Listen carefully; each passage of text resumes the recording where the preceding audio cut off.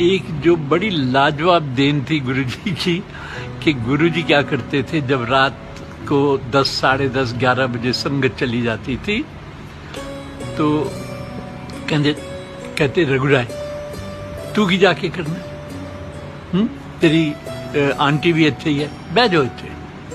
बैठ गए। गुरुजी ने कहा तो कितनी खूबसूरत बात है कि Guruji wants us to stay on, so बैठ गए। तो बैठे हैं, रात के 11 बज गए, 12 बज गए, फिर क्या क्या खिलाते थे, क्या क्या लाड लड़ाते थे। तो एक दिन क्या हुआ कि कहने लगे चलो आज बड़े मंदिर ले चलते हैं आपको। तो हमें बड़े मंदिर लेके जा रहे थे, हमारी गाड़ी में बैठे थे। तो मीता ने झट से कीर्तन लगा दिया कि गुरुजी बैठे हैं। तो गुरुजी बैठे हैं तो पीछे से कहते हैं ओए होए ओए हुण ते उन्होंने रब नूं आराम करन दिओ, हर वक्त ना उन्होंने तंग करो दे कीर्तन ला के which I thought was such a wonderful expression. सो जी हम गए, कोई 12 बजे पहुंचे बड़े मंदिर में। तो वहां पहुंच के हम 8-10 लोग थे।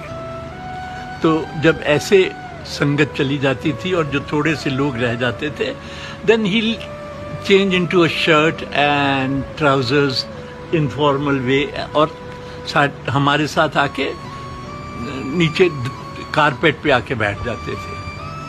तो हम चले गए वहाँ, 12 बज गए, 1 बज गया, चाय आ रही, कड़ा प्रसाद आ रहा है, ये आ रहा है, वो हो रहा है, खाए जा रहे हैं, सारा कुछ हुए जा रहा है। अब जब 3-4 बज गए तो मेरी तो नींद के मारे बड़ी बुरी हालत थी, मैंने कहा मारेंगे तो गुरुजी जो थे, गुरुजी ऐसे लेटे हुए थे, शर्ट पहने हुए कारपेट पे, मैं बिल्कुल उनके साथ बैठा था, और मीता और 4-5 लोग एक तरफ बैठे थे और इसी तरह 4-5 लोग दूसरी तरफ थोड़े दूर बैठे थे। तो मुझे लगा कि क्या करें, गुरुजी को तो लगता है नींद ही नहीं आती है, और हमारी तो बुरी हालत है। अब 4 बज गए हैं, 5 बज गए, जो भी टाइम था। तो मैंने सोचा गुरुजी को हिंट मारा जाए। मैंने कहा गुरुजी तुसी कदों सौंदे हो, तो आपको कब नींद आती है, कब आप सोते हैं? कहते ले ना मैं सोता था ना मैं खाता था, जब से आप लोगों से मिलना शुरू कर दिया है मैं खा भी लेता हूँ, कभी सो भी लेता हूँ। मैंने कहा मारे गए, नींद तो हमारी गई। तो गुरुजी बड़े इंटेंसली मेरे मुंह की तरफ देख रहे थे कि ये बंदा ऐसे क्यों पूछ रहा है। तो भोलेनाथ थे।